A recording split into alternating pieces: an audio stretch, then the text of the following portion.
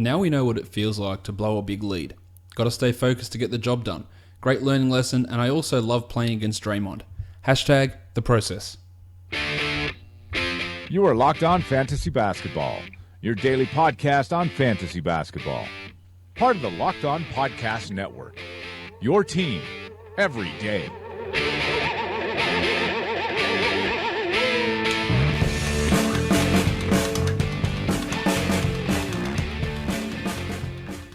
Hello and welcome to the Locked On Fantasy Basketball podcast brought to you by Basketball Monster. My name is Josh Lloyd, and as always you can find me on Twitter at redrock_bball. We are back after a couple of days off, obviously across the weekend, back to look at all the action in the NBA, reviewing Sunday's games, previewing Monday's big 11-game slate, having a look at what happened on the other days across the weekend as well, and looking at the week ahead, especially for weekly lineup leagues and for daily changes leagues, best ways to approach the league this week. So, let's get to it. Let's get to it indeed.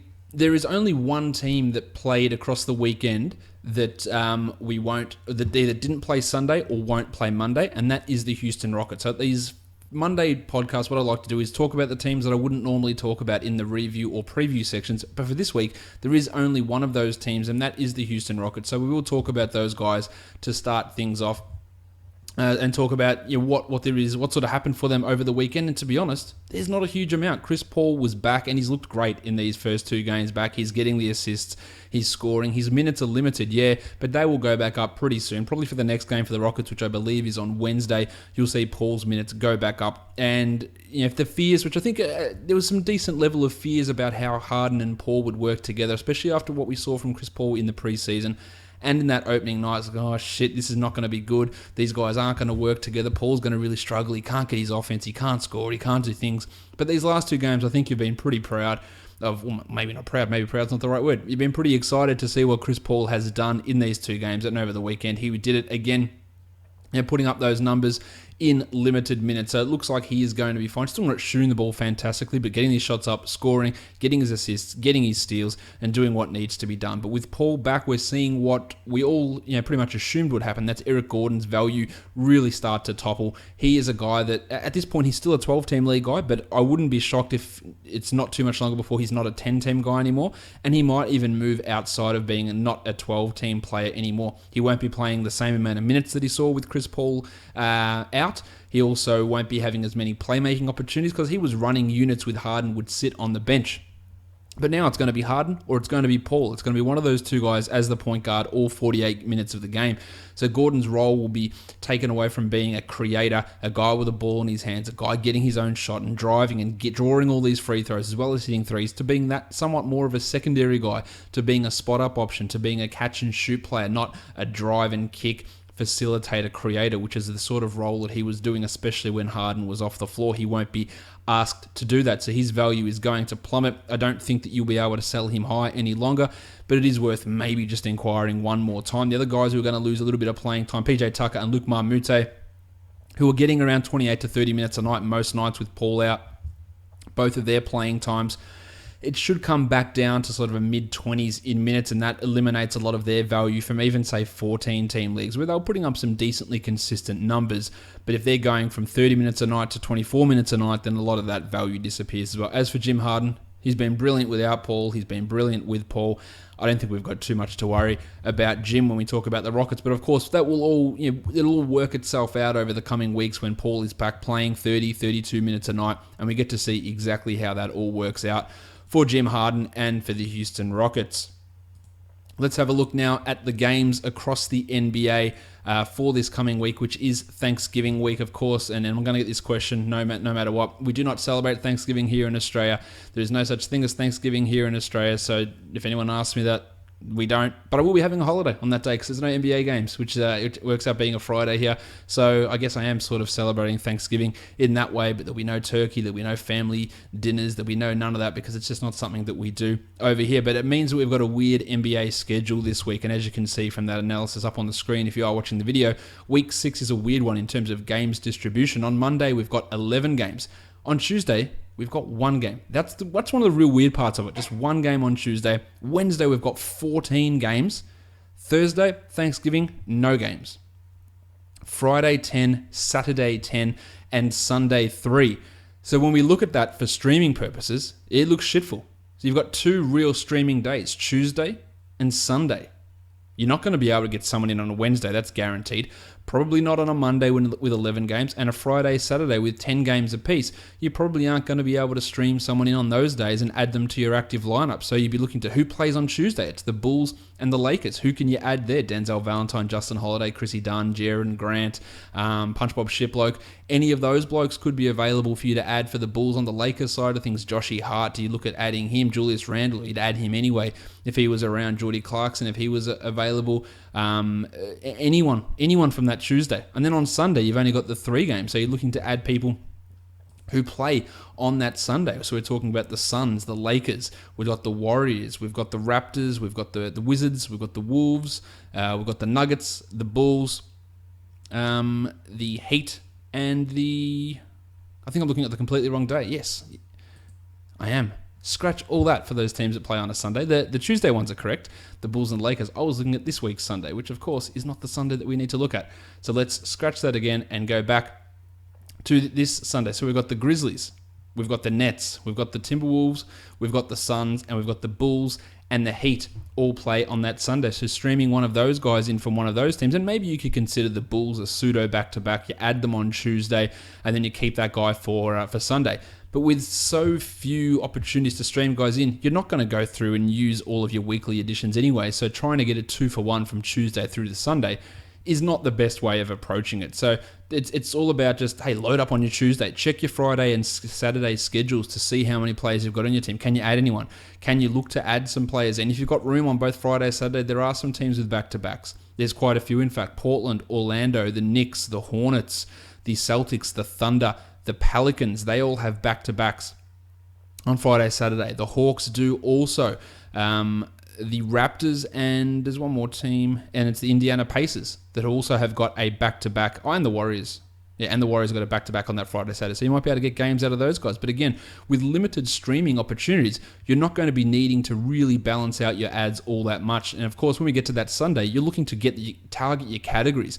What categories do I need to win this week rather than who's my best overall player? Because I'm really anti-best overall player in general. But especially when you're talking about a Sunday ad, like you're looking to target a few categories. There might be 2 up for grabs, there might be 3 up for grabs. They're the ones you're really trying to look at on that Sunday to make those moves there. So it is a really weird week in terms of streaming. It's a shit streaming week. If you see you've got a game disadvantage 41 to 35 during the week or something, you're not going to be able to do much about it. You're just going to sit back and go, oh, you know what? If I get out of it 3-6, I'm probably going okay. You're not going to be able to do a huge amount to influence that result. You're going to hope for some big games and some poor games from their blokes, but you're going to hope for some big games from your guys, and you just might have to go, well, this is just going to be a shit week for me, and I can't really do much about it. It'll even out at some point, but there's really not a huge amount of maneuvering that you can do during this week to try and get things happening. Let's have a look in terms of weekly leagues, how it all looks. As I said, there are 11 teams. Well, I haven't said this yet. There are 11 teams playing 4 games this week. The Hawks, the Celtics, the Hornets, the Bulls, the Grizzlies, the Wolves, the Pelicans, the Knicks, the Thunder, the Magic, and the Blazers. The majority of teams are playing 3 games, and there's 3 teams that play 2 games, and that's the Pistons, the Rockets, and the Lakers. So on those Pistons and Rockets guys that have got, and Lakers guys that have only got 2 games this week, the only real player out of that group of guys is Jim Harden, who's an absolute lock for weekly leagues, and probably Chrissy Paul as well, although you might be a little concerned that maybe he only plays 25 minutes a game, and that's like 50 minutes over the course of the week. Not sure that's going to be quite enough. So guys like your Lonzo Balls, future MVP Kyle Kuzma, Clint Capella, maybe, but probably not. Trevor Ariza, Drummond, Reg Jackson, Toby Harris, Avery Bradley. Yeah, it's going to be really hard to start those guys in a weekly league with just 2 games, where I think Jim is probably your only absolute lock guy to put in across this Thanksgiving week with the 2 games on for these guys. We want to have a look at that strengths of schedules. We'll look at the 3-game teams and who's got the best schedule there, because that's probably where most of your decisions are going to lie, whether it's going to be players on a 3-game schedule, best schedule versus worst schedule, that sort of style. The Cavs, the Spurs, and the Kings have all got very nice schedules this week, as do the Clippers and the Raptors. We're on the flip side of things. The Sixers have the Jazz, the Blazers, and the Magic. That's bad. The Mavericks, the Bucks, and the Heat all have non-ideal schedules. So they're the teams that, if you're sort of on the fence and you're talking about a guy, from the Kings, maybe it's Willie Cauley-Stein with 3 games and you're matching him up with John Henson, the Muppet. From the Bucks, the Heat, the Bucks have a significantly worse schedule than what the Kings do. So maybe you do take Cauley-Stein there over Henson just because of that schedule matchup where the Kings play against Denver. Great. The Lakers, fantastic. And the Clippers, probably not so good, but there's some opportunities there as well. So that's the way you want to have a look at that. The Blazers play 4 games this week, all on the road, which is always a weird thing when that happens. Then you've got a couple of teams that play all 3 of their games at home, the Kings and the Sixers, while the Clippers and the Raptors play all 3 of their games on the road. As I said, a real weird week this week in terms of quality games because of Thanksgiving. So again, don't be surprised if you do lose this matchup due to games discrepancies and without having much of a chance of being able to overcome that. Got a lot to talk about in today's show. Again, we're going to be covering all of Sunday's action. We're going to preview a big Monday, all 11 games for DFS, give out our nightly awards, all that sort of stuff. So we might as well get stuck into that right now. And we'll go straight into that with the monstrous line of the night. And it is Steph Curry of the Golden State Warriors. Curry had 39 points with 11 rebounds and 7 assists. He hit 4 triples, he had 3 steals, and he was 14 of 24 from the field and 7 of 8 from the free throw line. He did foul out, and the Nets did come back extraordinarily in that second half with a big third quarter from the Nets, but Curry is your monstrous line of the night. He's stabilized himself as the number 3 ranked player this season, number 2 over the last week. This was a game without Kevin Durant, and we've seen time and time again when Durant is out, we get more of 15-16 Steph Curry than 16-17 Steph Curry. It happened last year. It's happened here in this one. Durant may or may not be able to go for the Warriors next game, which is against the Thunder, so you might get another big Steph game in that one, but he's been really fantastic. 25.5 points, 5 boards, 6.5 assists, 2 steals, 3.5 triples, only shooting 38% from 3, which I know is dumb to say only, but he shot over 40% pretty much his entire career. So that you can expect that to somewhat come up, and at 47% from the field, that could also rise as well. So he's actually got scope to get better than what he currently is. 94% from the line is pretty ridiculous and still has a true shooting of 65% this year. So he is your monstrous line of the night, and he is your number 3 overall ranked player for fantasy for this season. The waiver wire line of the night, I feel like this guy and Marco Bellinelli have won this award multiple times already this season. I know one of my listeners who keeps a track of those awards will be able to let me know. But Bojan Bogdanovic is your waiver wire line of the night. Bojan had another strong game, 26, 3 and 2 with 6 triples and a steal and 9 of 14 from the field. And he was 2 of 2 from the free throw line. Now, I know I talk about Bojan a lot and say, look, he can have these big games. You like him for tournaments in DFS because he can do this. But in terms of his overall value, he's pretty streaky. But you can have a look at what he's doing this year. He's the 95th ranked player, and you can go, that's useful, Josh. And I would say, yeah, I agree with you. That is useful. He's averaging 14 points with 2.3 triples. There's some use in both of those numbers. 3.3 rebounds, 1.5 assists. That's okay. 1.5 assists, 0.6 steals. But he's shooting 52% from the field and 84% from the line for a true shooting of 65%. That is a significant jump. He was at 45% from the field last year, 43% the year before that, and 45% the year before that. He is shooting 46% on threes when he was 37, 38, and 36 the previous 3 seasons. Now, he could realistically remain a 40% three-point shooter. I don't think that's a stretch. He could realistically remain a 47%, 48% shooter from the field. But for him to stick at 52, 46, and 84 sounds like a crazy expectation for Bojan Bogdanovic. And if those percentages drop, all 3 of them, then he loses his 2 strongest categories pretty much, which is points and threes. And his field goal percentage, which is currently a positive in terms of value, that will come down to being perhaps a negative. And then his value will probably tumble outside the top 150, top 160. So for now, sure, he's fine. He's putting up these numbers. He can be a little bit streaky. We've seen that before. But that is, out of his past 5 games, he scored at least 15 points in 4 consecutive games. And he shot at least 50% from the field in 4 of those 5 games. So, obviously, on a real hot streak in terms of shooting. But if we just go by common sense, go by what this guy's done in the past, then he's not, or go by just any wing who's not named LeBron, Kevin Durant, or Giannis, they're not going to be able to sustain 52% shooting from the field or 46% from three. No one, even Steph Curry's not a 46% from three guy. So Bojan is going to cool off in those areas. His points will drop, his threes will drop, his field goal percentage will drop, and you'd imagine a 60 to 70 spot drop in the rankings is not going to be a crazy expectation. So add him, but always be careful who you're dropping in these sort of cases when someone's value is so extremely tied to an unsustainable level of shooting, which is what I believe Bojan's is. The young gun of the night goes to Lonzo Ball of the Los Angeles Lakers. 11, 16, and 11 for the big baller. He hit a 3, which is a rarity in itself. 2 blocks, 5 of 13 from the field. Didn't attempt a free throw. Lonzo, for as shithouse as he has been this season in terms of shooting, with his 31, 23, and 46 split, which is just...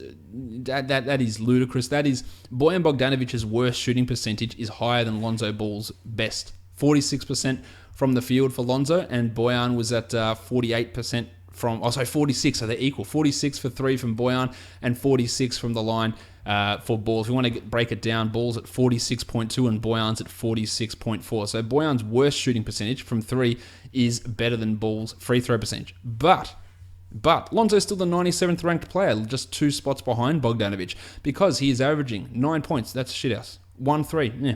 But 7 boards, 7 assists, 1.5 steals, 1 block per game. That is the moneymakers there for Lonzo Ball. They are the stats that you love. He is literally getting dropped by people. People are considering dropping him, and it is bananas to me. You should never have relied upon him for scoring. Yes, this is below what I expected, but you never wanted to rely upon him for scoring.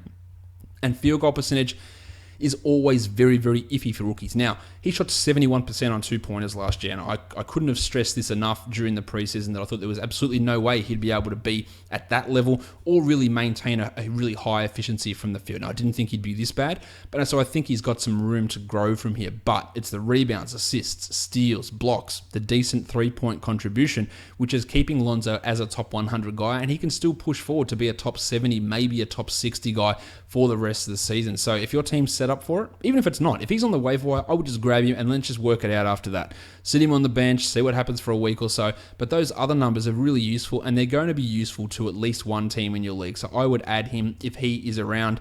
Those counting stats can be very useful for the young big baller. Let's talk dud of the night.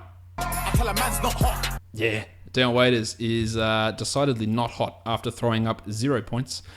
2 rebounds, 1 assist and 2 steals, going 0 of 10 from the field. He is just a player that just shits me to tears. Dion Waiters, I just cannot deal with him. But in saying that, his previous 5 games, he'd been in double digits in scoring and hit at least 2 triples in all those games. He'd had a 3 steal game, he'd had 2 5-assist games, but his field goal percentage is a real issue. Now, again, I've heard of people, I want to drop Dion Waiters. He's the 110th ranked player this season despite shooting under 40% from the field, averaging 15, 3 and 3, 2 threes and a steal. Those numbers are okay. He doesn't go to the line very often, but he's at 83% there so far, which is much higher than anything he's done in his career. His usage is up. He is not a very good fantasy player. I have said this time and time again, but he can score. He can get some nice out of position-ish assists as a shooting guard. The steal numbers are okay. He hits some threes. He should be owned in all 12-team leagues. I don't see why he wouldn't be owned, and if he is available, I would look to grab him. But unlike a guy like Lonzo, who might be on the wire, I wouldn't be moving, not heaven and earth, but I wouldn't be going out and going, oh my God, I have to get Dion onto my squad, because maybe he doesn't fit what you do. Maybe, and his upside is just not that high. Because you look at him and you go, okay, he's averaging 15, 3 and 3. Where does he get better from here? Yeah, he's at 40% from the field, but what does he get to? 42? It's not like he's a career 52% shooter and he's shooting 40%. You go, you know what? Even if it's an off year, he'll probably get to 47. This is where you go, okay, well, he's shooting poorly, and this is sort of where he is. It's not like he's an 8 assists per game guy who's weirdly down at 3, and you go, oh, he'll get to 6 or 7. He's down on his 4.4 assists per game from last year, but the 2 previous seasons, he was at 2 per game. So at 3.3, it's whatever. Look, that's just sort of where he is. So this is sort of the player that he is. He might sneak inside the top 100, but I don't think he's ever getting to the top 80 or top 70 or nowhere near the top 50. And I think it's not far off sort of where he is. I would expect some of that shooting to come back up, and that will increase his points per game category also. But he's not a guy to necessarily drop, but he's also not a high priority guy to go and add. If your team's really strong, Dion Waiters is not the guy that you need to necessarily break up your squad or drop a good player to go and add. He's not that sort of a guy to me. And because this is my show, I guess when I say to me, that's really all that matters when I'm giving my opinion. All right, let's go into these games now and talk about all 6 of them that did go down on Sunday. The first one of those was the Washington Wizards and the Toronto Raptors. There was no John Wall. He was out with that knee problem, so Timmy Frazier got the start, and he did sort of, I guess, exactly what you would have hoped he'd done. Only 6 points, but 8 rebounds and 8 assists. And if Johnny has to miss another game, then Tim will get some more playing time. Tomas Satoransky moves from a DMP guy into the backup role, and deeper leagues will pay some attention there. Otto Porter, 15 and 6 for Otto. The shooting was still pretty good, 50% from 3. Did have a wrap on his wrist and some ice on his wrist, so that's something to pay some attention to, but he's fine. Well, Brattles had 27 and 4 with 5 triples, and Marcin Gortat with the near triple-double. 12, 12 and 7 for Gortat in 35 minutes. And Markieff Morris copped a whack in the nose. He said he was limited with his minutes, and he played just 27 here. So Gortat got some extra playing time. Also, weirdly in this one, Kelly Oubre down to 16 minutes. So we saw more Markieff at the 4, allowing Gortat to play more of those minutes at center. Now, when Morris is back playing 30, and if Oubre goes back to 25 or 26, it is going to be harder for Gortat to play anywhere near those minutes. You've heard me say it plenty of times. You still hold him for now, but it is a situation that could tail off pretty quickly. As for Morris, I don't think he's a very high upside guy. He'll be better than this. He was 1 of 10 from the field, still had the 1-1, had 4 boards, and his minutes will be in that 28 to 29 zone, not necessarily at 30 to 31, which is where he was last season. Wouldn't be expecting him to necessarily get to that level of where he was last year. The Toronto Raptors, a big win here. Yes, the Wizards were playing without John Wall, but it's still big. A huge game from DeMar DeRozan. 33, 8, and 6. The assists for him have been fantastic this year. 2 triples, 2 steals, and a blocks, and super efficiency. Really, really good. But I think the big story coming out of this one for the Raptors is the play of Pascal Siakam. He played 30 minutes. 31 minutes, in fact, more than Serge Ibaka, who played 26, more than Jonas Valanciunas, who played 17, more than Jakob Poeltl, more than Bebe Nogueira. He's super active. Dwayne Casey's got nothing but positive things to say about Siakam. He had a steal, he had 2 blocks, he had 9 rebounds. So it wouldn't be crazy to think that Siakam can find himself in a significant role as we move forward. He closed the game alongside Serge Ibaka as the power forward as Ibaka moved to center, and he provided tons of athleticism, speed, energy, all that sort of stuff, which Casey really, really enjoyed. I don't think he's a 12-team league ad, but he's a 16-teamer, almost no doubt, and he probably is a must-own 14-team league guy at the moment, especially while Norman Powell remains out. But we've seen the last 2 games, Valanciunas play under 20 minutes a night, and I would say that's closer to what we should expect than 25 minutes a night. 22 is probably the realistic expectation for Jonas, but if the way Siakam's playing now is going to continue, then you're going to see more of these sub-20-minute nights from Valanciunas, which is going to make him a tough guy to own in 12-team leagues. Bebe had 8 points in 14 minutes. Poeltl had 5 and 4 in 10 minutes. And with Siakam playing this well, they're not going to see that 18 to 20 minutes either. Kyle Lowry had 10, 5 and 6. Clearly not his best night. While Freddie Van Vliet saw 24 minutes and had 10, 3 and 5. While Delon Wright is out, Van Vliet does have deep league appeal. Hit some threes, can score, can get some assists as well. OG Anunoby made a start, 20 minutes, 5 and 2. Love him for dynasty leagues. Not really sure that even if he did start and play 30 minutes a night this season, I'm not sure that he would be a 12-team league guy in that situation as a rookie. While CJ Miles hit another 3 triples, but did literally nothing else. No boards, no assists, no steals, no blocks, and was 4 of 12 from the field. A great 3-point streamer. That's probably about where it is for CJ. The next game was the Indiana Pacers and the Miami Heat. Everyone's real quick to write off Miles Turner. Probably shouldn't be that quick to do it. 25 and 7, 4 assists, a steal, 4 blocks, 2 triples, 79% from the field. He's going to be good. I said this a few times on the show that he's been dealing with the after effects from a concussion, and he's going to be okay. You should have bought low. Hopefully you did. Thaddeus Young, 12 and 6 with 3 steals. Not a huge amount of minutes for Thad. Same with Domantas Sabonis, who had 8 and 10 in 19 minutes. I think the 19 minutes should worry you a little bit there. If you're a Sabonis owner, you still do want to hold him.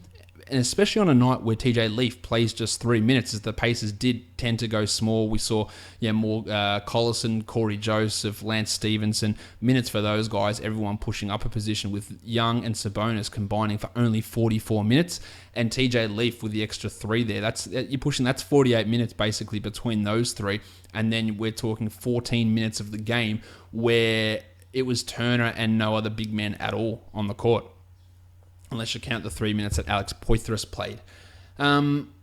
Corey Joseph was all right, 11, 3, and 5. More a 14-team league guy, while Daz Collison had 12, 2, and 10. A nice, solid, strong night for him, as was Victor Oladipo, who just missed the Richie Beno. He had 15, 4, and 5 with 2 steals and 2 blocks and just had the 1 3. I'm not going to give him a cheap soundbite either.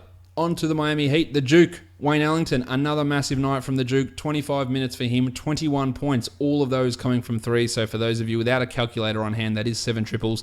He's one of the elite 3-point streaming options. He was last year. If you need 3s on a Sunday and the Heat are playing, the Duke is the guy that you want to go and add, because he could have 0, or he could have 5 or 6 or 7 pretty comfortably. Doesn't do much else. But he's played some decent minutes recently, pushing Tyler Johnson's minutes down, pushing Kelly Olynyk's minutes down as the Duke comes in and plays these 20 minutes. Hassan Whiteside only saw 22 minutes of action. This was a blowout, by the way. So some of those minutes are due to that. 15 and 8 with a steal and a block for Hassan, still good. Well, Joshy Richardson, 30 minutes for Josh, 15, 1 and 2, 2 steals and a 3 on 54% shooting. This is what his owners would have been waiting for. A lot of shot attempts. He took the most on the team. 54% conversion, 2 steals, 2 assists. This is why I maintain faith in Richardson. I know it's been a tough battle trying to hold on to him, and it hasn't been good stuff so far from Joshy, but he is still the 120th ranked player this season, despite all of the hand-wringing and, what did I do picking this guy? Oh my God. Despite all of that, he's the 120th ranked player. He's getting 1.4 steals, 0.8 blocks, 1.5 threes, 2.5 assists. These are not good numbers overall. A 9 points is not good, but those defensive stats are good. He's shooting 38%. That will go up. He's shooting 28% from 3. That will also go up. So look at this from the lens of a 13, 3, and 3 with 1.5 and a block and 2 triples a game, and you go, that's pretty bloody good, and that's pushing into that top 90 sort of consideration. So I'm still about owning Josh Richardson. I'm not off at all. I understand the urge to drop him, and in some cases, depending on who's available, like if Rocket Rodney Hood's around, I would say, yeah, you know what, maybe you want to move Richardson for Hood. Same with Don Mitchell. But in a lot of cases, it's like, should I drop him for Punch Bob? No. Should I drop him for Jaren Grant? No, what are you talking about? Like, we're out. We are only 5 weeks in. I know it's been literally people. This is my worst draft pick, and he's 120th ranked player. So he's still a valuable player in standard leagues. And yes, he's you probably grabbed him in round 8 or round 9 or something. That's shit return on investment. But for him to be shit and still be not the worst player on your team, it gives me some hope for some upside. Because I'll tell you one thing: the minutes aren't going anywhere for Josh Richardson. They are sticking, because he is really, really important to what they do. Goran Dragic was not a good night for him, 8, 5, and 4, while Justice Winslow had 6, 5, and 3, and Jimmy Johnson 10, 4, and 6, but not a great night to write home about for the Miami Heat in general. Golden State Warriors and the Brooklyn Nets, no Kevin Durant, as I mentioned earlier. They got out to a big lead, 28 points, and it was whittled down to, I think, 5 at one point.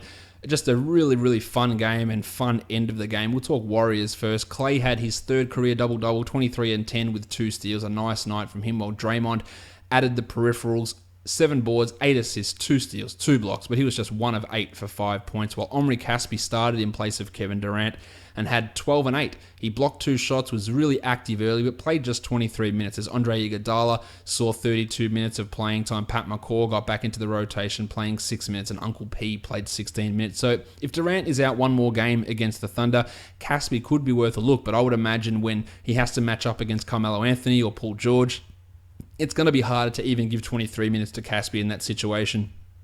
And you might get 33 minutes out of Iguodala. You might get a little bit more Pat McCaw. I wouldn't be banking on Caspi as a 12-team league guy, especially on Wednesday when there are 14 games on. Dave West continues to do what he does. A really good block streamer, despite the limited minutes, gets blocks pretty much every time that he's out there. Over the Brooklyn Nets side, the Blue Swimmer was unbelievable in the end of this game, just hitting crazy threes. He had 25 points, which included 6 triples, and had 7 boards. So when the Blue Swimmer gives you something else apart from points and threes, that is Alan Crabb, it's a bonus, but not much else. 2 assists, 0 steals, 0 blocks, 47% from the field, and 55% from 3 is obviously a pretty big number there from Crabb. He's getting more minutes with the D'Angelo Russell injury, but you can talk about value of Josh Richardson. Crabb's the 117th ranked player, averaging 12 points, but because he averages 12 points, and not 9 points, his numbers do look better, but he just doesn't do enough in those other areas. He's shooting just 41%. Now, I think he should be owned, but I don't consider him a must-own guy, but he should be owned in all 12-team leagues, as should Spencer Dinwiddie. In fact, I'd rather have Dinwiddie over the Blue Swimmer. 21, 2, and 8 for him, 2 triples, a steal, and a block, and it's amazing that the Bulls could have had Spencer Dinwiddie this whole time, but they let him go. Rondé Hollis-Jefferson, 16, 12, and 5. 31 minutes. His minutes are set. They're solid. He's going to play over 30 a night this year, and he's looked really good. And this is the Caris LeVert that I talk about. This is the one that I go, this guy can be a very good NBA player, and he can be a very good fantasy player. Only 22 minutes, which is a drawback, but 13, 4, and 4 with 2 threes, 2 steals, and 46% shooting. Those are numbers that if it was in 29 minutes, you'd be going, shit, this is 15, 5, and 5 with 2 steals and 3 threes, huh? That's a top 50 type of player. He's not going to be that this season because he's currently getting these 22, 23-minute roles, and he played almost exclusively as a backup point guard in this one. Well, not almost exclusively, but played all of the minutes behind Spencer Dinwiddie. I don't think we really need to see 7 minutes from Sean Kilpatrick ever again. So, some of those minutes can be going to Caris LeVert also. So he's a name to watch. He's not a 12-team league guy at the moment just because of the minutes, but again, the start of the season when it's fueled by such ridiculously low shooting, it's going to come up. And the other numbers will come, the assists, the steals, the rebounds. And this is why I really do like LeVert, is this sort of performance. Damari Carroll was good as well, 15 and 11 with 3 triples. And we got some flashes from Jarrett Allen down the stretch. Now, Trevor Booker lasted only 9 minutes with an ankle injury that he had flared up at the start of this game. He didn't play in the second half at all, but we saw no Tim Mozgov whatsoever. We saw 12 minutes of Jarrett Allen, who had 6 and 3 with a block. He's not a 12-team league guy yet. He's a guy that we can pay some attention to, and I think will become, by the time we get to March, I think he will become a 12-team league guy, playing 23, 24 minutes a night. But for now, we've got Tyler Zeller, Quincy Acey, Trevor Booker, those guys who are going to take some of those minutes off Allen. But at this point, Mozgov appears out of the rotation for the foreseeable future. Let's move on to the next one. It's the Detroit Pistons and the Minnesota Timberwolves. Andre Drummond, it looked a little bit scary at one point, bumped his arm. He went down in significant pain. Turns out it was just his funny bone. So, no need to concern yourself there if you're an Andre Drummond owner. I think that Andre Drummond should be the most improved player at this point in the season. Maybe there's an obvious name that I'm missing, but it's not just the fact that he's improved his free throws. He went 4 of 5 here. It's the fact that he's improved his defensive effort. It's the fact that his passing is now a legitimate weapon. His offensive game has changed. There's no more of these bullshit post-ups. It's dunks, it's alley-oops, it's pick and rolls. That's it. He had 20 and 16, 4 assists, a steal, and 2 blocks. 53 and 80, and he is absolutely crushing it this season. And if you took the punt on Drummond, and he was a guy that I thought was due for a bounce-back season after that septum surgery to free up some oxygen into your lungs, and it turns out you need oxygen to run. Now, he's been a real steal for people, and putting up some good numbers. Avery Bradley, 18 points with 3 steals. Reggie Jackson took this game over. And this is what I said as well the last time. Well, maybe I don't even know if it was the last time I podcast, if I was writing notes on Basketball Monster. I don't remember. But it was a game where Ish Smith played down the stretch over Reggie. And people start to get worried. And go, this is what happens. If there's a game where he's just not feeling it, occasionally Smith will just run it out. But the next game, he'll go back and he'll put up a big one. 16, 2, and 8 for Reggie in 29 minutes. He was unbelievable in the final 3 or 4 minutes. Really got the Pistons back in a comeback victory over the line. He was awesome, and he's had a great season too. Stan Johnson had played under 30 minutes in his 2 games back from his injury, but he played 38 here and had 10, 4, and 2 with a pair of steals. Not a 12-team league player yet, but those steal numbers are intriguing, and his big minutes took playing time almost all of it away from Langston Galloway, but it also reduced Luke Kennard down to just 10 minutes, and he'd been playing 15 to 16 minutes a night before this one. Eric Moreland in the rotation as the backup center, ahead of Boban Marjanovic. The tackle box, John Lua, with his ankle is out as well, and he's going to be having an MRI, so I'd imagine a few more games on the sideline for the tackle box. So you 30-team leaguers, Eric Moreland's the guy to go and add. He only had 3 boards, but 15-minute regular spot in the rotation every night is important for those deeper leagues. Onto the Wolves, Jim Butler. He's back. 26, 10 and 4, 5 steals, 2 triples, 67% from the field, got to the line 6 times, missed a key free throw late though in this one, but this is the Jim Butler that we knew in Chicago, and he's putting up those numbers again. He's taking some shots away from Karl Towns, because apparently you can never take the shots away from Andrew Wiggins, who had 24 points on 18 shots himself. As for Wiggins, though, look, I can hang shit on him as I do it quite a bit, but really good stuff defensively. 2 steals and 3 blocks is not something that you see very often from Wiggo, and if he can do those sort of things on a semi-regular basis, then he does become a top 40 player, a top 50 player.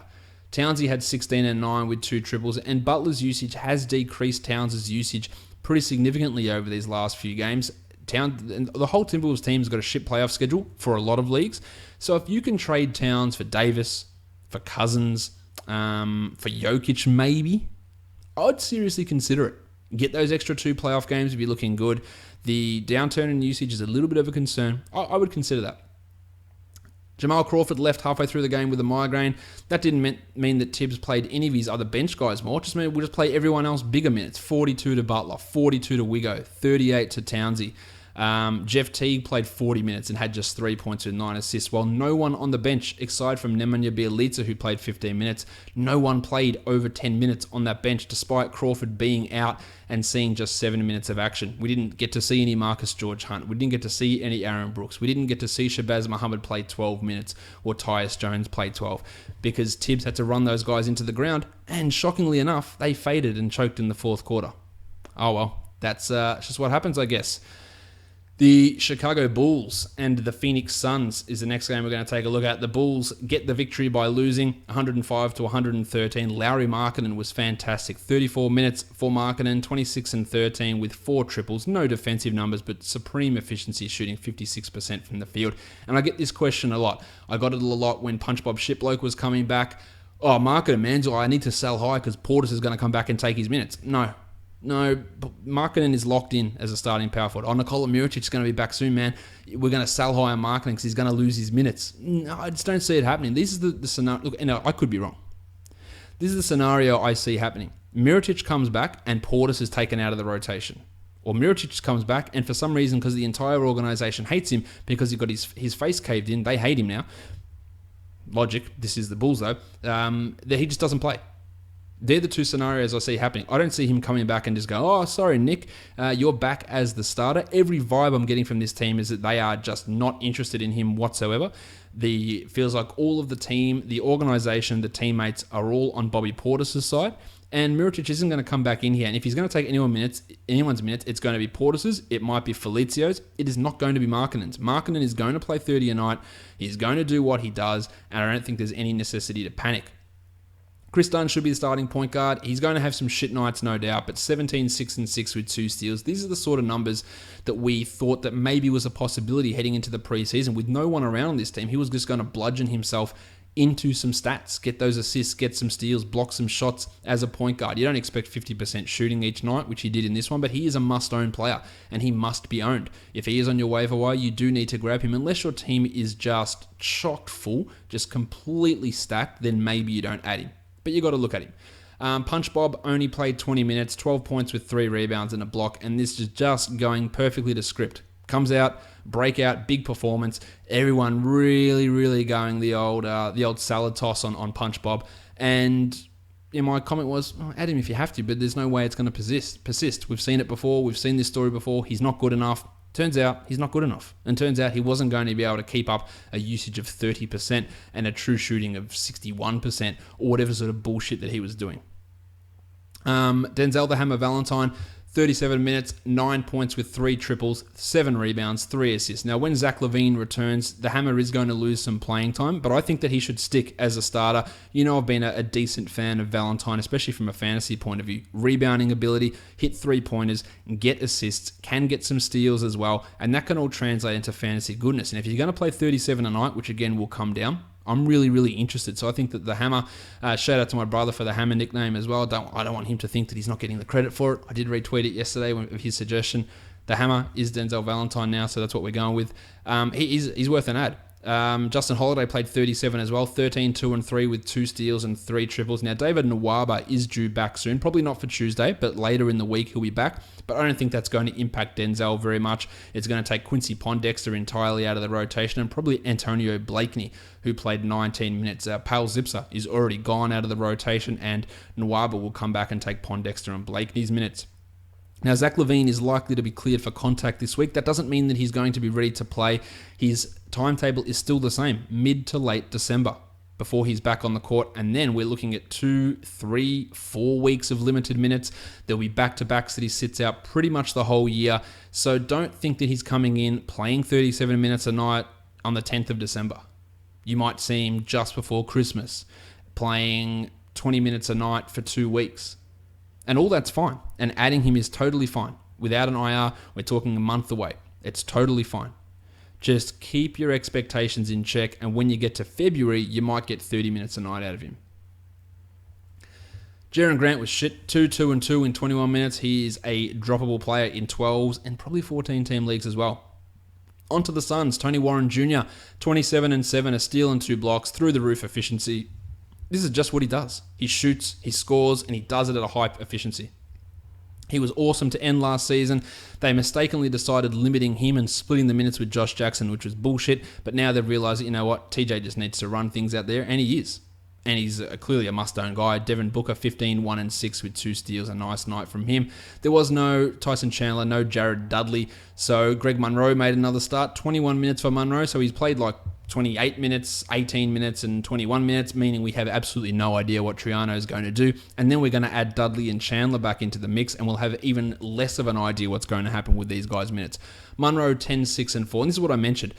After that first big game, add him, see how it goes. But don't be surprised if this doesn't continue to happen, or if the fact that he goes back to third string when Chandler's around, in that Greg Popovich move of don't mess up your backup second unit and bring your third stringer in to start when the starter's out, which is what it's looking like at the moment. But 10, 6, and 4 is not bad from Greg.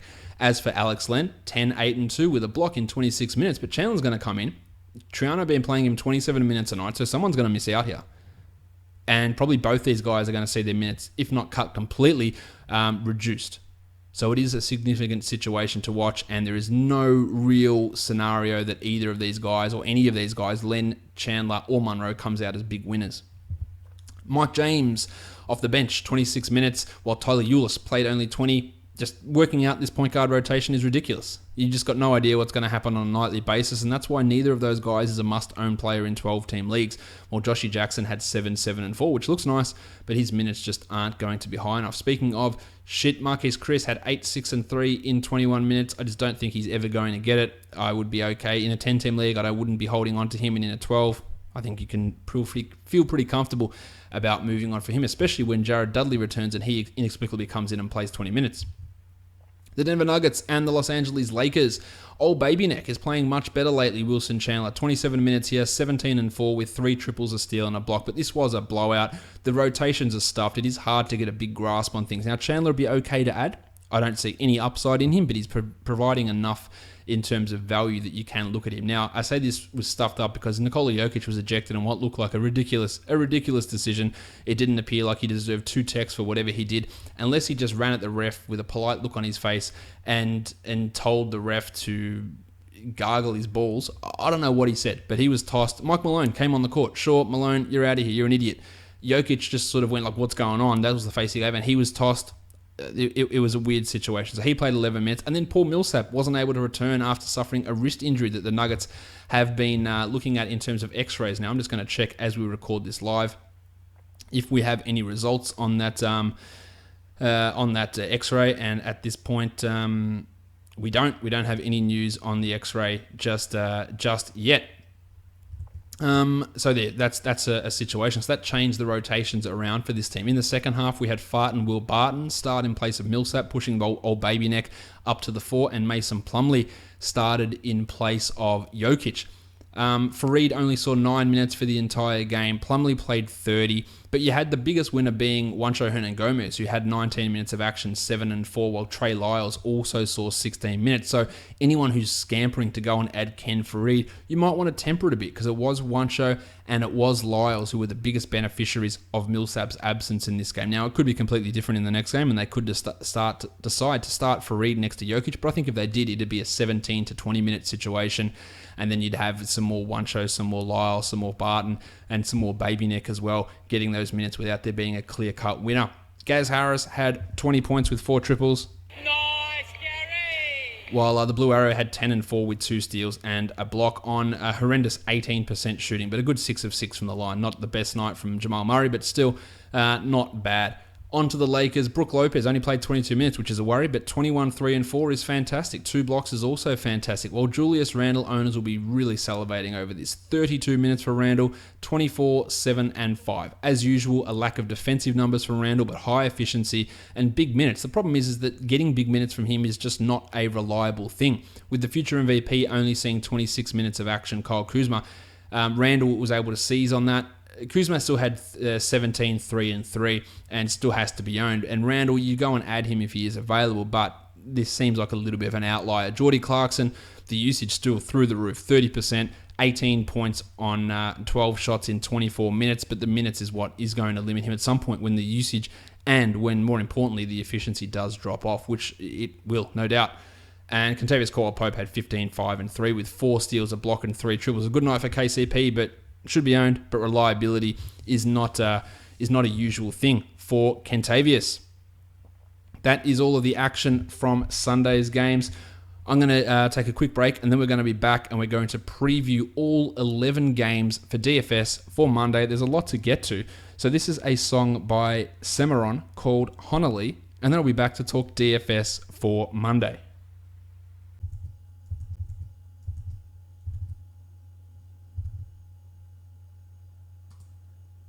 Now we know what it feels like to blow a big lead. Got to stay focused to get the job done. Great learning lesson, and I also love playing against Draymond. Hashtag the process. You are Locked On Fantasy Basketball, your daily podcast on fantasy basketball. Part of the Locked On Podcast Network. Your team every day.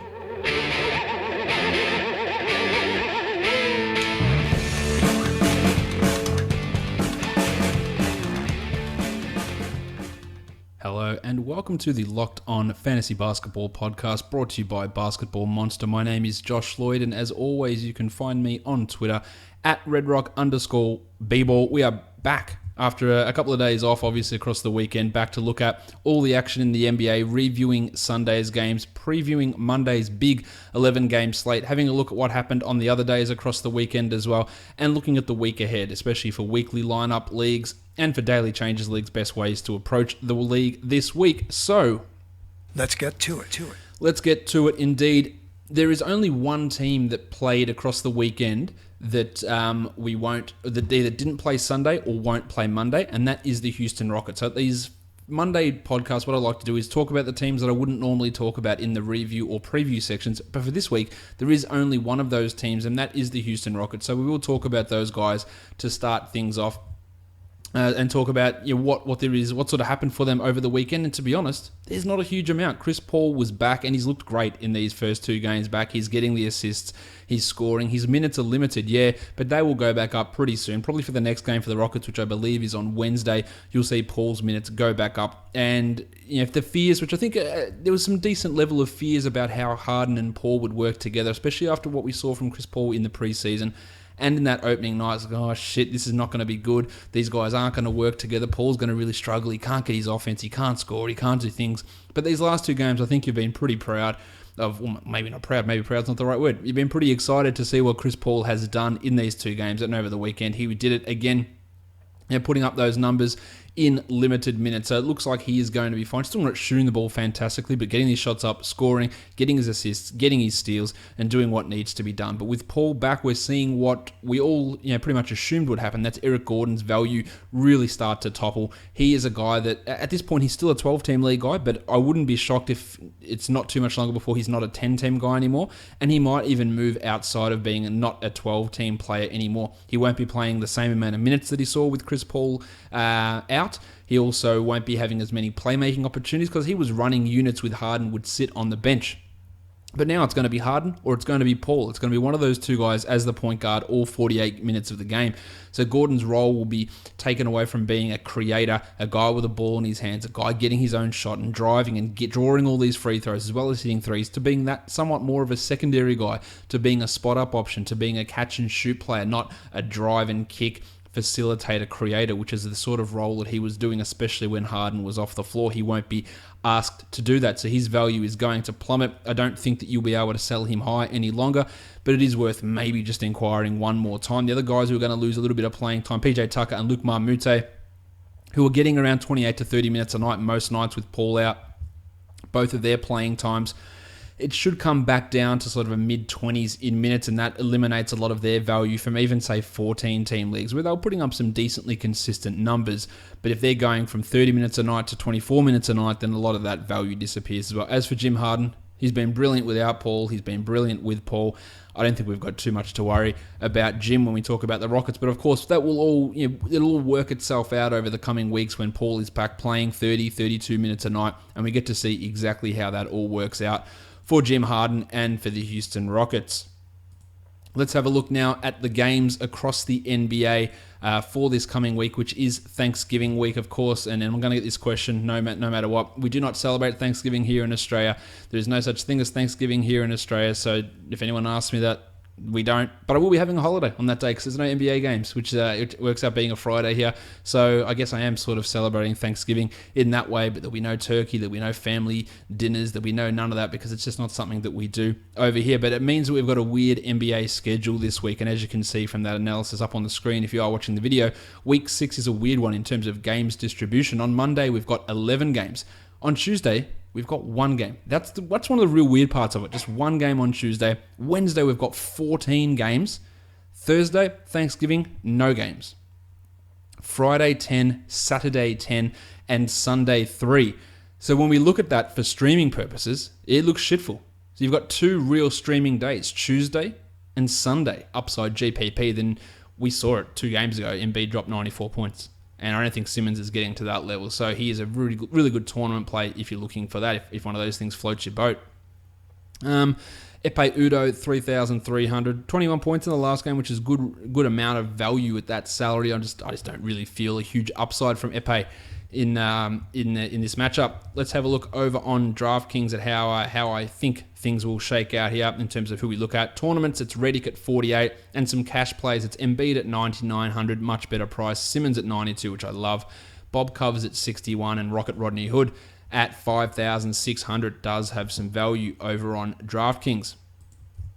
All right, let's go on to the next game now. It is the Cleveland Cavaliers and the Detroit Pistons. The Cavs are favored by 2.5 points, and the total is 215.5. The tackle box, unlikely to play, undergoing an MRI for his ankle, so I don't think we'll see Johnny Lua, and Eric Moreland will move into that. We know that Derrick Rose is out for the Cavs, but that's not going to have a massive impact. At point guard, you've got Reg Jackson. We've seen guards go off against the Cavs time after time again. 6,200 for Jackson. What's his upside here? 40 points.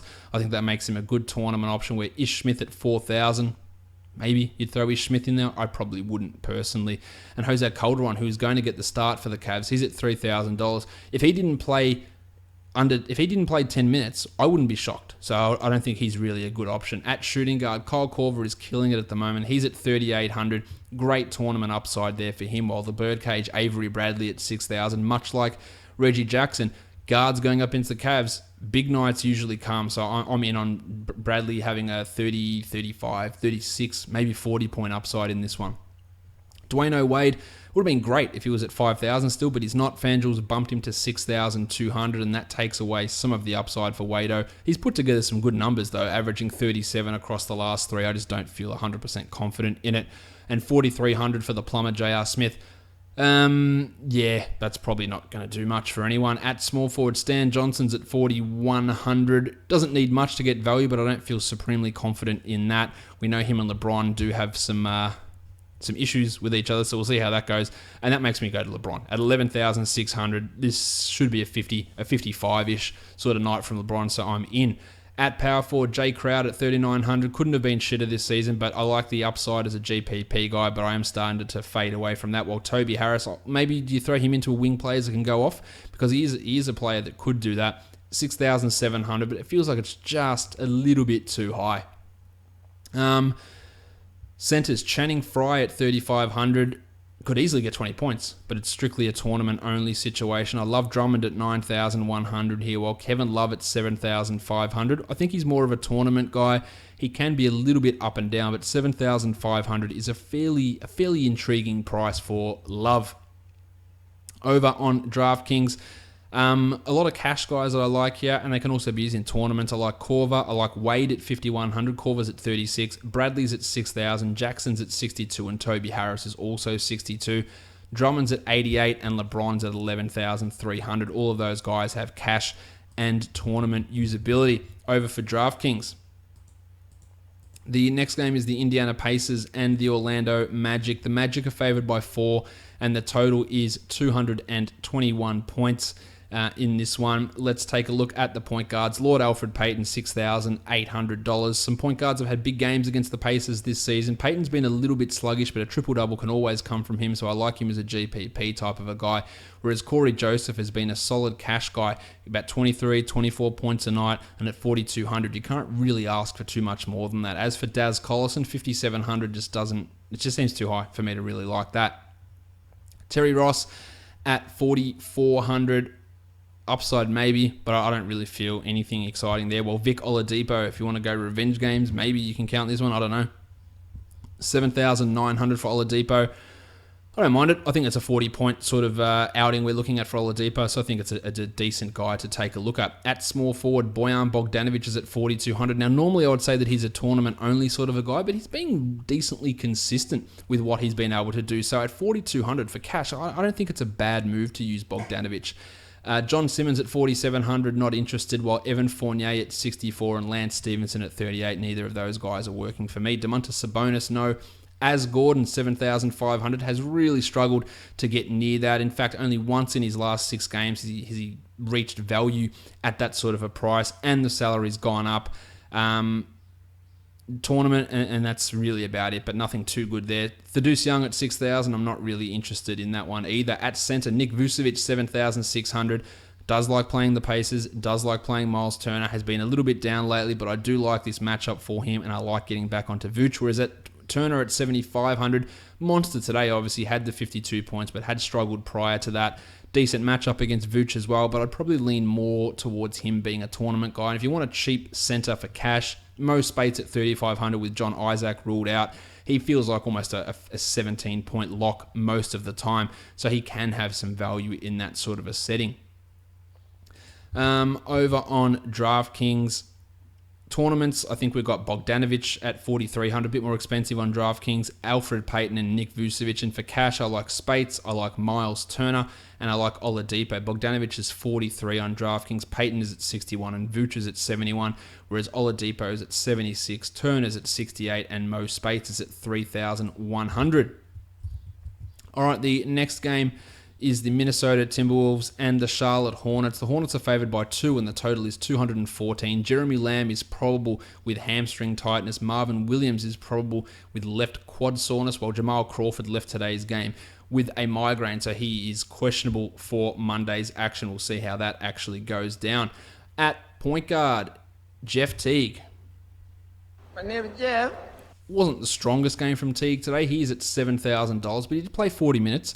So I think that there is some level of upside you could consider there for Teague as a tournament guy, whereas Kemba Walker just killing it. 8,300 is his price now, which is pretty high up there.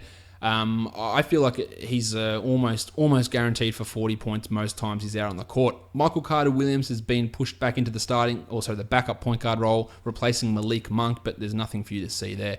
At shooting guard, Jeremy Lamb, 4,900. He's played well, even with Nick Batum back, but I'm not sure he can maintain a 25 point per night production. If he was going to do it, though, this is one of those games where he can do it. So he's worth a cash look, but really don't feel great about it. We go at 6,200. I'm in on him at that price, while Nick Batum at 7,200 is that's not just too high. It is way too high. At small forward, Kid Gilchrist at 49. I don't care for that. While Jim Butler at 83. Well, he put up some good numbers. He's done well against Charlotte in the past. I think that's a really good tournament guy, a 50-point upside type of player for Jim Butler.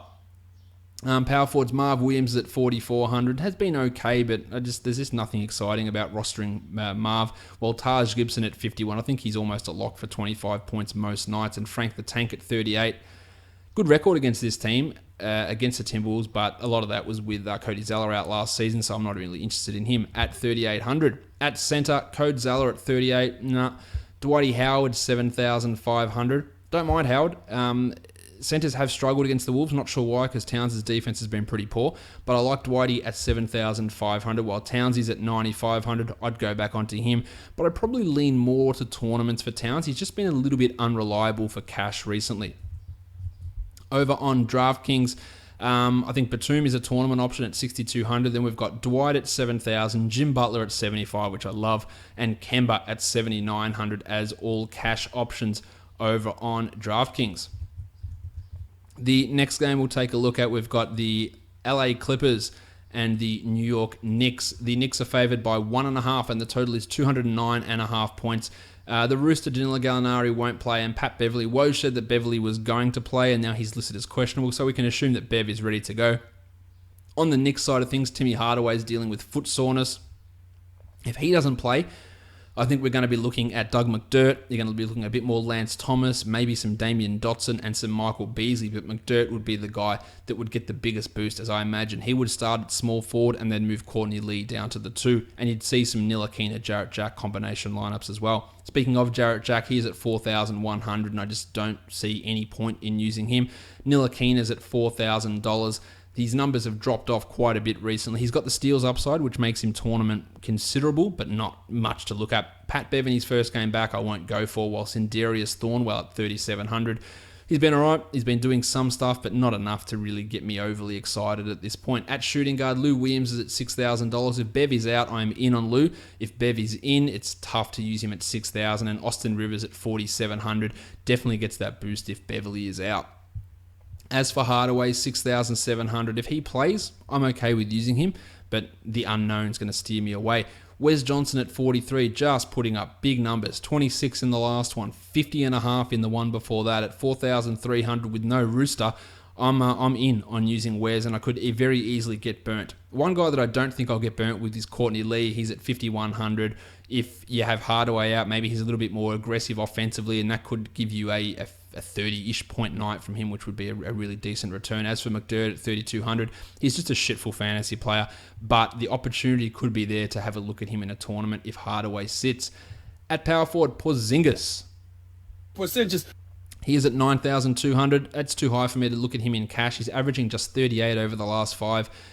Nowhere near enough at that sort of a salary. So tournament, sure, but cash, no. I'd much rather take Blakey Griffin at 8,700, who's been putting up some pretty good numbers. He's got a good record of against the Knicks and against Porzingis as well. At centre, Enes Kanter, 6,300. Too high when I don't know if I can rely on the minutes. On the flip side, you've got DeAndre Jordan, who he's up against, is at 7,600. I think a 40-pointer from DeAndre is a realistic expectation, so I do like using him here, whereas the cock monster, Kyle O'Quinn, 3,700, always a tournament option. He can go out there and drop 16, 6, and 6 with 3 blocks. He could do that. We've seen him do it in 20 minutes. There's just no reliability for him, and that's what makes him a tough guy to use in both DFS and in seasonal leagues. On DraftKings, you've got Wes Johnson for tournaments at 3,900, Blakey Griffin at 89, and Porzingis at 87. And for cash, I really like DeAndre Jordan at 6,600 over on DraftKings, and Courtney Lee at 4,600 as well. The next game we're going to take a look at is, who is it? It's the Washington Wizards. They are taking on the Milwaukee Bucks. No spread currently out for this one because we don't know the status of Johnny Wall. We know Matt Dellavedova and Mirza Teletovic are both doubtful for the Bucks. If Wall is out, then obviously Tim Frazier gets that bump, and you might consider Tomas Satoransky in GPP. I probably wouldn't, but Frazier becomes a guy that does have some value. Eric Bledsoe at 6,300. If we hear that Wall is out, I'm more interested in using Bledsoe, but even then, still more as a GPP guy. Wall at 95, I think I'd fade him even if he's ready to go. Tone Snell at 35, tournament option for me. Chrissy Middleton at 71. I like him for both cash and tournaments. While Malcolm Brogdon, 5,200, is averaging a paltry 15 points across his last three, despite getting decent minutes in most of those games. Not really feeling too much here for Broggo, whereas Brad Beal at 79. No John Wall. I think that's a lock for cash. If Wall plays, it might be $500 too high, so I'm not totally in on Beal if John is ready to go. At small forward, Yanni's at 12,000. Yes, it is expensive, but his lowest score over his last five has been 48. That's a pretty decent floor for a $12,000 guy. So I think you should feel a level of confidence about getting close to 50 at least with Yanni in your lineup. And then you've got Oubre at 4,200, which I want nothing to do with. At power forward, Otto Porter's at 65, just overpriced almost every DFS night, no interest. Whereas the Muppet John Henson's at 5,200, only 9 points in 20 minutes for the Muppet in that game against the Mavs where he was hacked. He'd been putting up some pretty decent numbers before that, so I'm okay going back to the well, but Wizards have had a really good record with restricting opposition centers, so maybe Henson is in trouble there, but he is worth a look. Markeef's at 4,900, and we're not ready to go down that route yet. Gortat's at 4,600, a big one today, clearly 40 points for Gortat, but only really looking at him as a tournament type player. McCurr, Mahinmi, I can't really see how you would get excited about using those players. Over on DraftKings, you got Gortat and the Muppet as both tournament options. Gortat's at 53 and Henson is at 4,700. Then you got Middleton at 6,800, who I like for cash. And you got Yanni Antetokounmpo at 11,500, who is a very, very good cash play over on DraftKings. Next one up is the Portland Trailblazers and the Memphis Grizzlies. The Blazers are favored by 2, and the total is a very, very small 194 points. We've got Wayne Selden out. We've got Brandon Wright out. We've got Mike Conley out. And we've got Tyreek Evans questionable. And if Evans is out, then I don't know what's going to happen. Lots of weird shit is going to go down. Mario Chalmers becomes an awesome option. Dylan Brooks gets a much bigger look offensively. Does Ben McLemore play close to 30 minutes? What about Chandler Parsons? How does he start to look? Does Jim Ennis get a bigger role? Lots of weird shit can go down with this Memphis lineup, and it's going to be hard to rely upon most of these guys in cash. They would look more to become tournament type options, these other guys, that even if we hear the news that Tyreek is out, using some of those shitful guys or some of those low-ish production type guys is going to be a risk even in cash. Now, Shabazz Napier, lots of minutes lately for Shabazz. 23 over his last three, averaging 20 points, 3,800. No real thought from Terry Stotts that he's going to go away from him. So maybe, but to me, the risk of him doing nothing based on poor shooting outweighs the upside that he actually gives. And that's not a good situation for DFS. I love Mario Chalmers here regardless of Tyreek's status. 5,400. I think that's almost a lock for cash. Lillard at 92 I think is a really strong play as well. For the shooting guards, you've got Benny McLemore at 3,100. I love the upside here. A massive, massive upside, but no cash interest at all. Tyreek at 7,500 is probably just a little bit too expensive. Even with Mike Conley out at 7,500, that's a struggle to get behind that. Whereas CJ McCollum at $7,000, I think is a really strong cash play. At small forward, Chandler Parsons at 4,200 started the last game, put up 21 points, and that's great. At 4,200 though, I would need Tyreek out and to consider him to get a little bit more usage. Look to him to play make a bit on the wings and get 5 to 6 assists potentially, and that would make him a nice GPP option in that scenario. Ennis, the same sort of story. Where's my man, Brooksy? Dylan Brooks. Oh, there he is. He's at 4,400, Brooksy. I would be interested in Brooks. He'd be one of those reserves that if Tyreek was out, I'd feel pretty good about in cash at 4,400. Then you've got on the other side Mo Harkless and Evan Turner, who just are giving nothing, and I want nothing to do with using any of them. At power forward, JaMychal Green's at 4,700, seeing nothing of use from him so far, so that's a no. Noah Vonleh, Ed Davis, the same. At center, the value is really there. I think for Marc Gasol at 8,200, totally in on Marc Gasol at 8,200. And then you've got Yusuf Nurkic at 73. Now, that's a good price for Nurk. There's some usability for tournaments, but Marc Gasol just really eats other centers. So that is a significant concern concern for Nurkic that I wouldn't use him in cash for that reason. Now, with Brandon Wright out, Deontay Davis will likely get those backup center minutes, and he is one of those players who can come in and have 5 blocks in 20 minutes or 18 minutes, very similar to the way Bebe Nogueira can do it. So at minimum salary, you could get 18 points out of him. If he gets 5 blocks, that's 15 points right there. Now, 5 might seem high, but he's one of those bouncy guys that can block a shot, the other team gets the offensive rebound, block a shot, offensive rebound, block a shot, and get 3 blocks in 2 minutes. He's one of those sort of guys that can do that, and that makes him a GPP type of option. Myers Leonard also back in the rotation last game, had 19 points at 3,100. Maybe. But probably not, but maybe. So he is someone to definitely pay a level of attention to. On DraftKings tournaments, Nurkic at 6,700, which is a very good price. And if it wasn't against Marc Gasol, I'd look at that in cash. And you got Chandler Parsons at 37. And for cash, it's Mario Chalmers 47, CJ's at 69, Marc Gasol's at 81, and Dame Lillard at a really good price of 8,300 is a strong option over on DraftKings. All right, let's go to the next game now. We're going to look at the Oklahoma City Thunder. They are taking on the New Orleans Pelicans. The Thunder are favored by 2.5, and the total is 214.5. Tone Davis is probable with that facial contusion after the knock to the head. Tone Allen is probable with left knee inflammation as well. So both of those guys are likely to play. With that being the case, unlikely that Shaq Diallo even sees the court at all in the rotation, and Ian Clark's probably not going to see the court either. At point guard, Rondo, $5,000. He had 24 points in 25 minutes in the last one. Now that he's up to 5,000, I don't know what his minutes are going to be just yet. I don't think he's going to be back to full 30 minutes, so I think he's probably a fade here. While Westbrook is down to 9,900. He has struggled all season, has not reached 5x value, even at that salary, once at all in the last 2 weeks. But Westbrook at 9,000, it's like a bull in a red towel. It's just like, how can you resist it? Like, how can you resist it? He hasn't reached over 47 points in the last 5 games either. But at 9,900, you really do have to consider it. Drew Holiday's at 6,300. Currently listed as a point guard. That will change at some point soon, I believe. I don't mind that. For Drew, 6,300, I think there's some cash use in using him there. At shooting guard, Andre Robertson, 38. Nah, we're good. Etuan Moore at 4,600. Tournament, maybe, but the upside is pretty limited, so that's probably a no.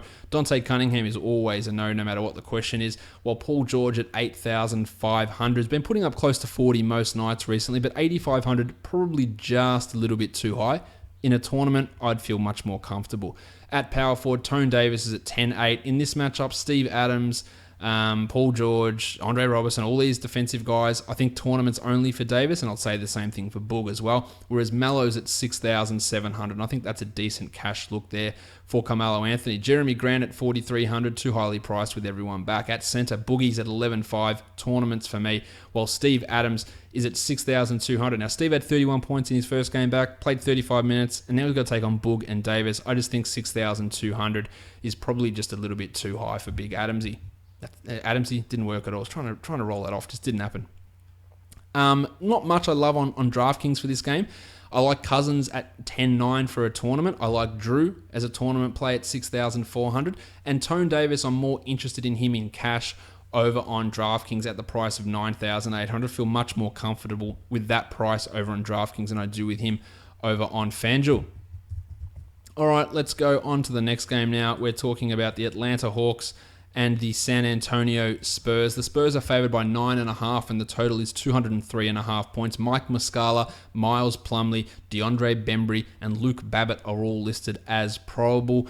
Muscala apparently was ready to go in the last game, didn't see the court at all. Ersan Ilyasova was healthy and out of the rotation too, so there's a real chance that Ilyasova doesn't play here, as well as Muscala, with the guy getting the benefit of those minutes is Tyler Kavanagh, who's hitting his threes at like 67% this season, which of course is not going to be able to stick. For the point guards, DeJounte Murray's at 3,700. I want nothing to do with that whatsoever.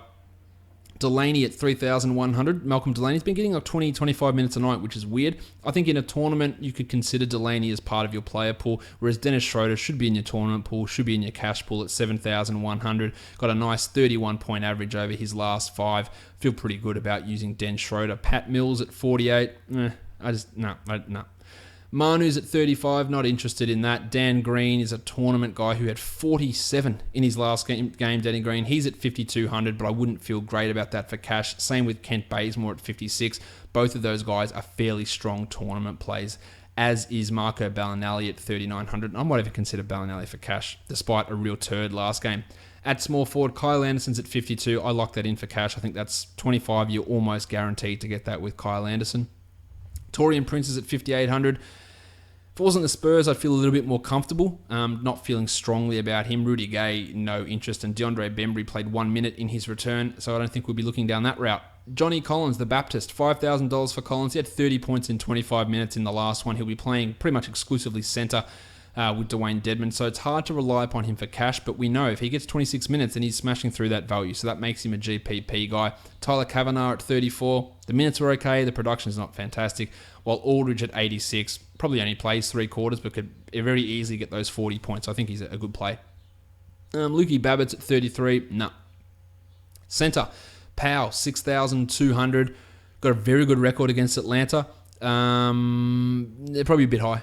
I'd look at him as a tournament punt, but that's probably about it. Whereas the Undertaker, Dwayne Dedmon, 5,500. If you want to subscribe to Revenge Games, I'm sure would have been pissed about not playing in the playoffs and the fact they didn't even try to sign him. So maybe there's something there. 5,500 for the Undertaker. Clearly got big upside, 40-point upside. He had a 56-pointer the other day against the Kings. He is an upside GPP sort of a player, but not a cash guy. On DraftKings tournaments, it's the Undertaker, it's Kent Bazemore, and for cash, I like Torian Prince, I like Dennis Schroeder and Aldridge. Bazemore's at 4,900, which is a strong price, and Dedmon's at 5,000. Prince is at 48, which I really, really like. Schroeder's at 6,300, which I also like, and Aldridge at 8,200.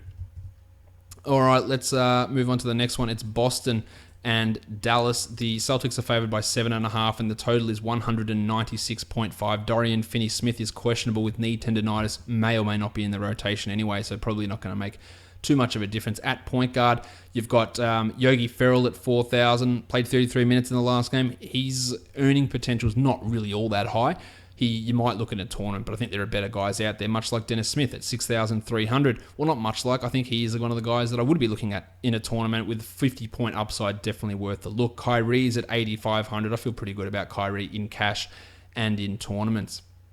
Shooting guard, Wes Matthews had a monster in his last one. He's at 5,200, but prior to that, had not got really all that close to getting enough value, so I'm not feeling much there. Marcus Smart at 54 is not strong.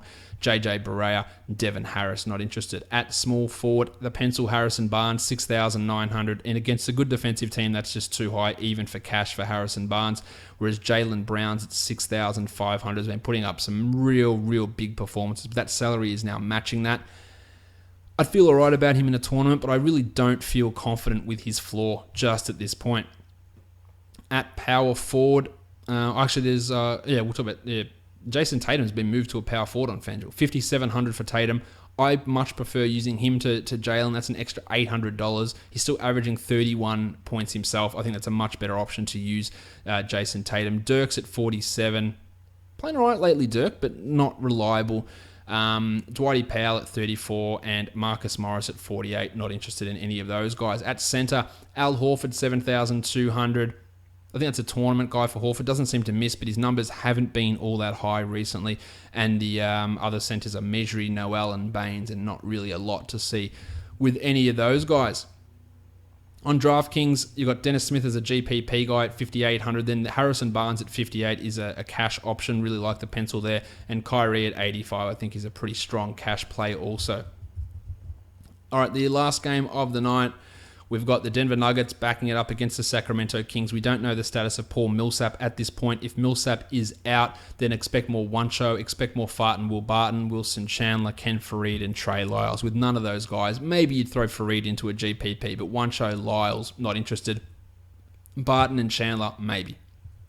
On the Kings side of things, Vince Carter has kidney stones. Not convinced that he'll be back into the rotation even when he's back. The one you want to look at is Budrick Hield, though, who's missed the last game with an ankle. If he is out, then we're going to have more minutes for Frank Mason. At point guard, De'Aaron Fox, who's starting at the moment, 4,800. I think there's a tournament. It's really hard to use any of these Kings guys in cash, by the way. Fox is a tournament player at 4,800. Georgie Hill's probably the only Kings guy I like in cash here, 4,500. Got a good track record behind him that now the minutes are stabilised. He's looking okay. I feel that he can get to me 25 points. I feel okay about him in cash. The Blue Arrow, Jamal Murray at 56, just an upside tournament guy, and Frank Mason at 33, probably nothing to see there. At shooting guard, Temple's at 3,700, Garrett Temple, no. Bogdan Bogdanovic, no. Budrick Hield, 4,300. We don't know if he's going to play, so that's a no. Well, Farton Will Barton's at 5,800. If we see that he is starting, I would look to use him. Otherwise, he's just a tournament sort of a guy. And Gaz Harris at 57. I don't mind Gaz Harris at 57. I think that there is some cash usability with him. At small forward, the baby neck, Wilson Chandler, 4,900. I'm fine with using that. His numbers have been good lately. Could have an increased role. Totally fine with using him, especially for cash. Power forward, Labissiere is starting and getting no minutes, so that's cool. He's at 3,800, tournaments only, while Zach Randolph at 46. I can't really, in all good conscience, recommend him. At Paulie Millsap at 7,500. Well, we don't know if he's going to play, so I think that he's a fade in this back-to-back situation. At centre, Jokic at 9,300. I don't think he's going to be suspended for his issues, so a real chance for him to drop 50 here. I like using Jokic. Cauley Stein's been big lately. Two big 30-plus minute games. 5,300 for Cauley Stein. Who knows what Jaeger's going to do, but I would feel much better about using Cauley Stein today than I would have, say, last Monday. Costa Koufos and Mason Plumlee, no real interest in either of those guys in this one. All right, let's go on to the other. Actually, to DraftKings first, actually, and talk about some cash play or tournament plays. Mason at $3,000, maybe if Budrick's out. Skell at $3,600 is a GPP guy. Cauley Stein at $45 and Fox at $46. And for cash, it's Jokic at $91, Barton at $55, and Georgie Hill at $4,100. Let's go on to the other DFS sites, talk Yahoo, some GPP guys, JaMychal Green, Michael Kidd-Gilchrist, Yogi Ferrell, The Blue Arrow, Skell, Chandler Parsons, Willie Cauley-Stein, The Undertaker. I think that's all of the GPP sort of guys over on Yahoo. Yep. When we look at cash, we've got Joel Embiid.